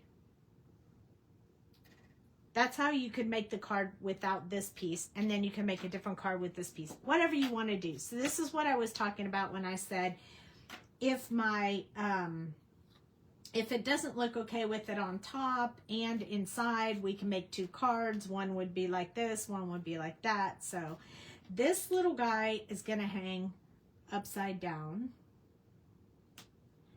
And I want his tusks to be on the outside of the paper. I'll explain that again in a minute. I want this guy down here, and I want this guy over here. So maybe I want this one over just a bit, like that. So that's kind of what I was thinking about as far as how I wanted the images on the paper. Now, what I was thinking was when I put this down with this and put the shaker bits in there, let's just lay this here real quick. See how it covers up most of it? So I'm gonna have to trim off like the top of this one and the outside of this one. And then I want to place this one on top of the paper so that you can still see the little pieces outside, but he's still inside. So from a side view, you can see him three-dimensional. I just think that'll be really neat. So that is what we're gonna do. So what I'm going to do is take this one. I want this part right up against there, like that.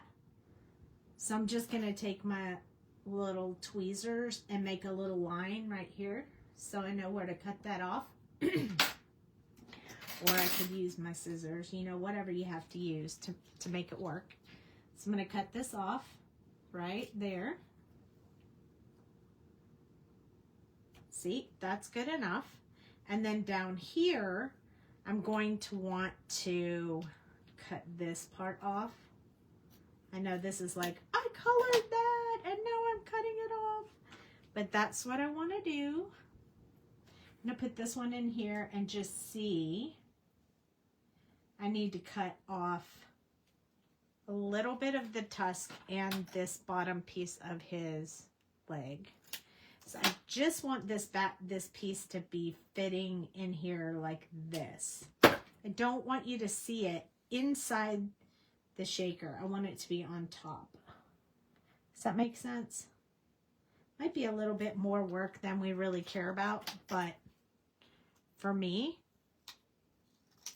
that's what I want to do. So I trimmed that one. This one needs a little bit on his ear and a little bit of the tusks. And then I'm going to glue them down. Hopefully that makes sense to you guys. First you don't want to come out, now you want to blow bubbles. What's up with you? I just refilled my glue, so sometimes you get a little air in there and it acts a little silly willy.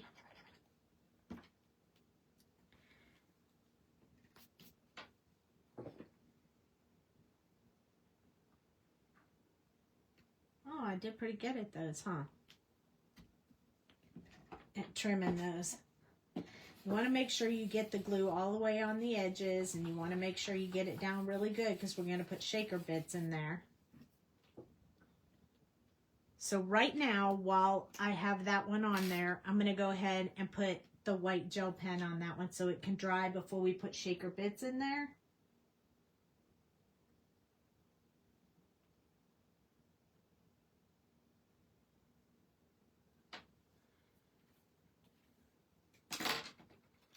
And then we're going to put this guy down.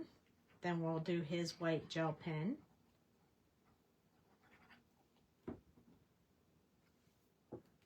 Right along here.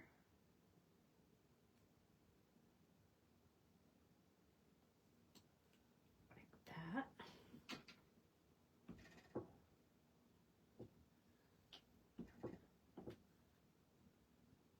It's not really going to matter in between this part right here because there's foam tape that's going to go over top of that. So no worries on that.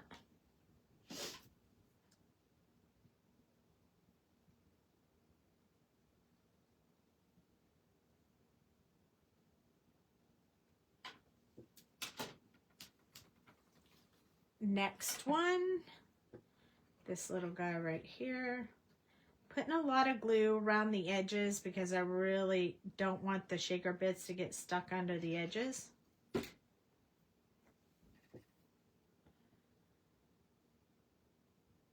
We'll put the sentiment on the outside so we won't have to worry about that.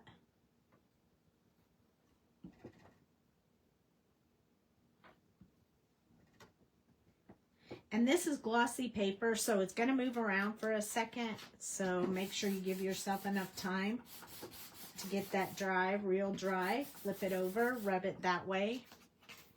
All right, so this is cute in itself. I mean, and the paper is perfect. Works perfect with it. So I'm going to do this little guy. Oh, see, I messed up his eyes. I knew I was going to do that because I'm telling you, that's what I do every single time. That's why I don't like to do the white gel pen before I'm done.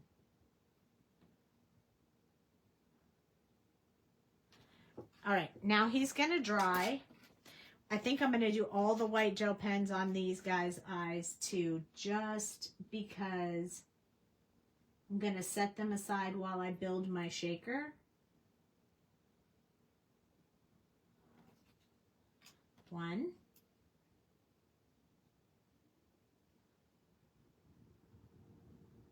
Oh, am I running low on gel pen ink? That's the first time my white gel pen has ever acted like that. Ever. In all the time I've had it. Let me write on paper. Come on. Do I need to get a different one, or are you going to behave? Well, I have never, this is the first time this has ever happened to me on this white gel pen. And I'm a little saddened by it.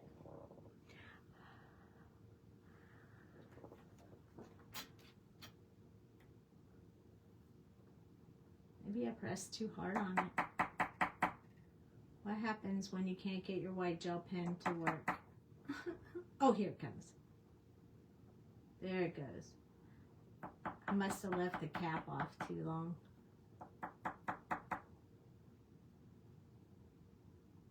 There we go. There we go. There we go. Yay. All right, back in business. This is the best white gel pen I've ever had. So the fact that it just acted crazy for the first time ever, and this is the second ink refill I've put in there, it's not too shabby. But it is my favorite. I love it. Okay. So the eyes are done. They're going to dry. I'm going to make sure I put this cap back on so it can rest and be happy. And we're going to place this. So this is double-sided sticky tape. I won't lie. I got this from Creek Bank Creations. And this red is so hard to peel off. It drives me crazy. It's also very staticky, so it like sticks to your hands. So doing a lot with it drives me crazy. But it works. So I'm going to add glue on here, and the reason is because once this touches the paper, that is it. You cannot move it around at all. But if you add a bit of glue, you can move it around temporarily to get it in the right place. So the first thing I need to do is add this little piece of acetate on top of there. Come on. Don't misbehave on me. And now you know why I put the glue on there, so I can move this around. Ay, ay, ay. Did I go up far enough? I feel like I need to go up a little further. Let's see if, Well, let's just go with it just like this, because I already got a piece of glue on my acetate. All right, we'll trim that off when we get to it. Now I'm going to put glue on top of here, and I'm going to put that paper on top. It's a little messy. I don't know why. I don't usually make that much of a mess when I'm making one of these, but for some reason tonight, I don't have my stuff together for sure. All right. Now, I love this glue because you saw I had glue all over my hands. All you have to do is rub your hands together, and there's no more sticky on your hands. This needs to go on like this. This one's a little more important that it goes over the white like it's supposed to. So I'm going to pick it up and shift it around a little bit until I get it exactly where I want it to be. And then I'm going to lay it on the table, and I'm going to press like this. Don't worry about that little bit of glue I got on the front acetate piece, because my eraser will take it off. So I'm not worried about that. I just need it to dry, and then I'll use my eraser to move any of the excess glue. This one, it went too far, so I need to trim that off. So I'm going to do that right now.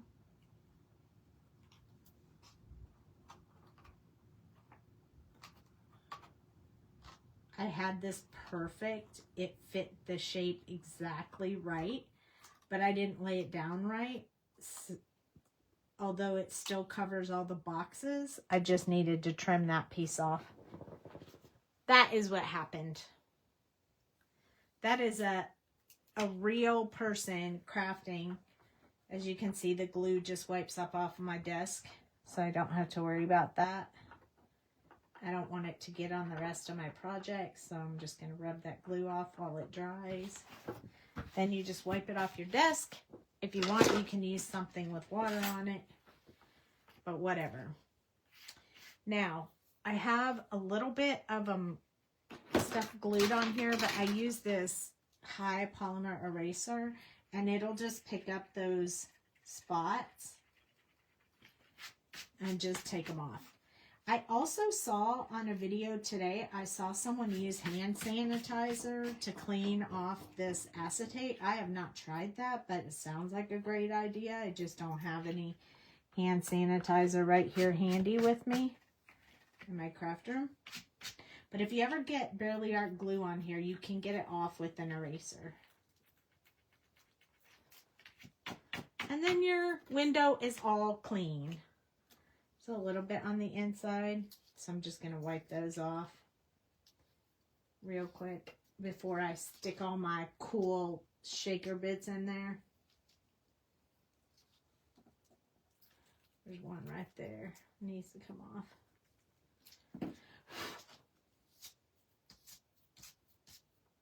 All right.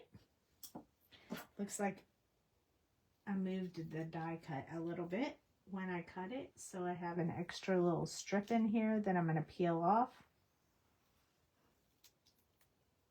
because I cut it twice to make sure that it would cut all the way through the foam, and I guess I moved it a little, so I have a teeny tiny little thing on here. I peeled it off the other side. I just missed it on this side. All right, so now we can put our shaker bits in 3 different pouches. But the question you have is, how do we line this up once I put those shaker bits in there? How am I going to line it up on here? So the answer to that is you are going to have to put the shaker bits on here and then cover it with this. So it looks like I still have a little bit of glue over here, so I'm just gonna wipe some of this off before I put it all together.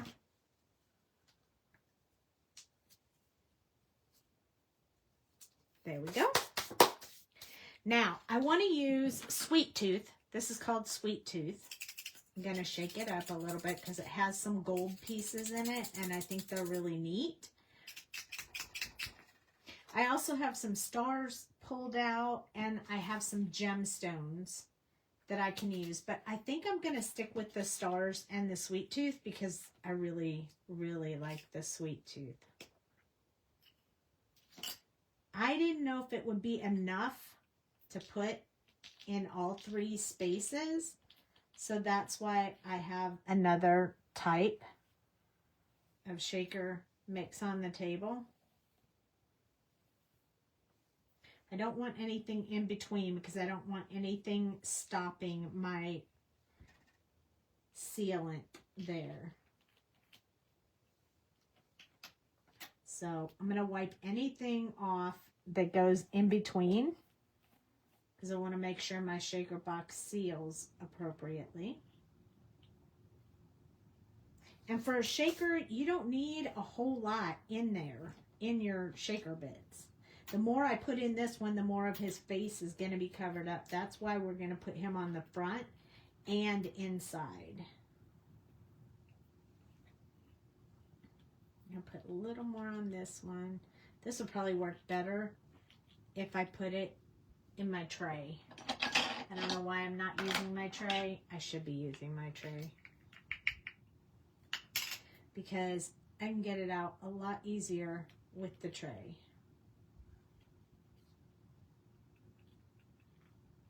Just tap the tray and the stuff falls out.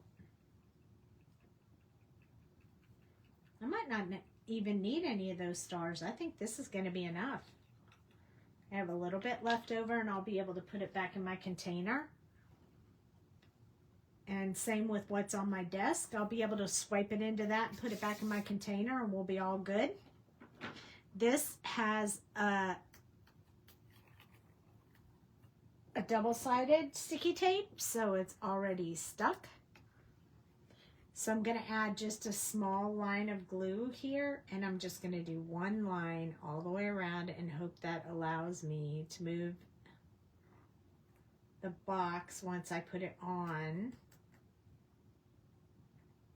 All right, we're almost there. Are you guys excited? Here we go. I'm going to take this, make sure I have it going in the right direction, and then I'm going to place it directly on top. Oh, look at that. It doesn't get any better than that. Really, it doesn't.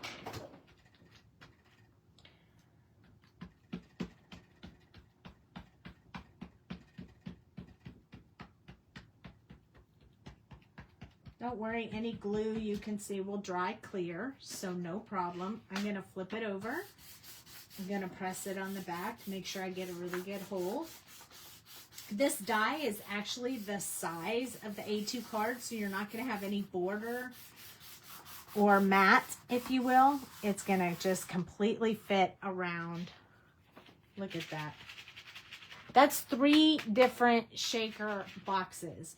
Now, some people would just leave it like that because, you know, your little elephants are in there. But how much fun is this going to be to put these elephants on the outside?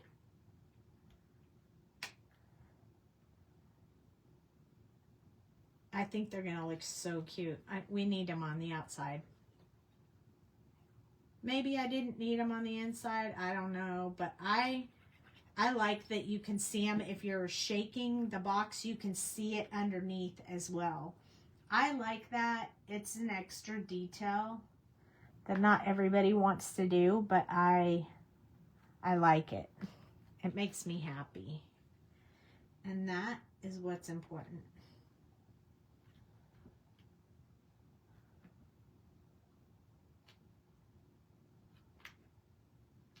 Takes a second for that glue to stick to acetate.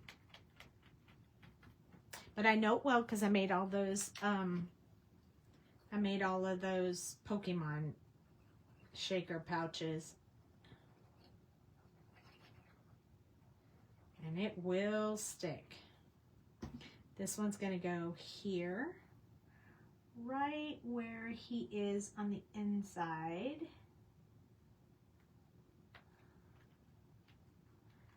His little nose is hanging a little low.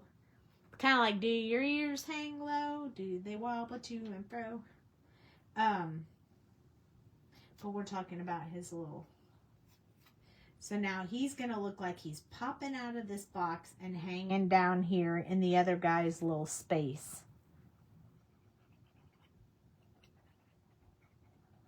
These could go on a regular card. They could go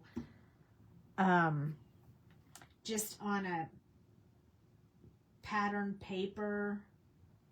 We need to put him up further because he is way up here inside the box. There he goes.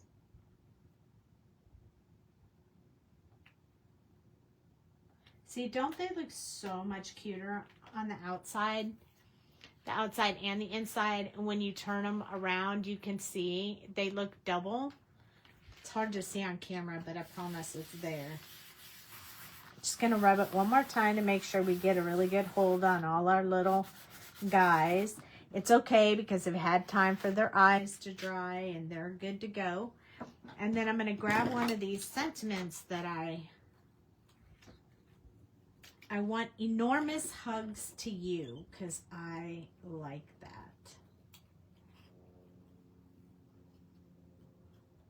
And then I have you are elephantastic and you are awesome. But I think I'm going to do big elephant hugs to you for making it through the video because it took a while to do.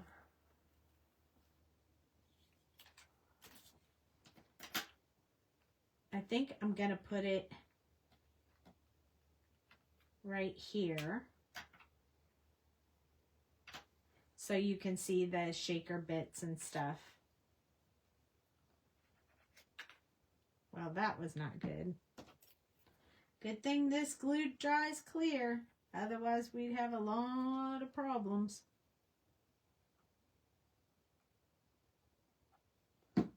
These slippery little suckers jumping out of my hand.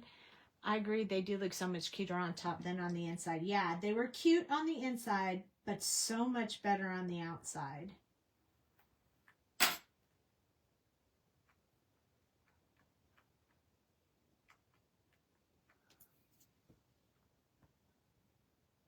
Ta-da! What do you guys think? This die is super cool. I did all of that with the die. Isn't that cool? I love the dimension you get.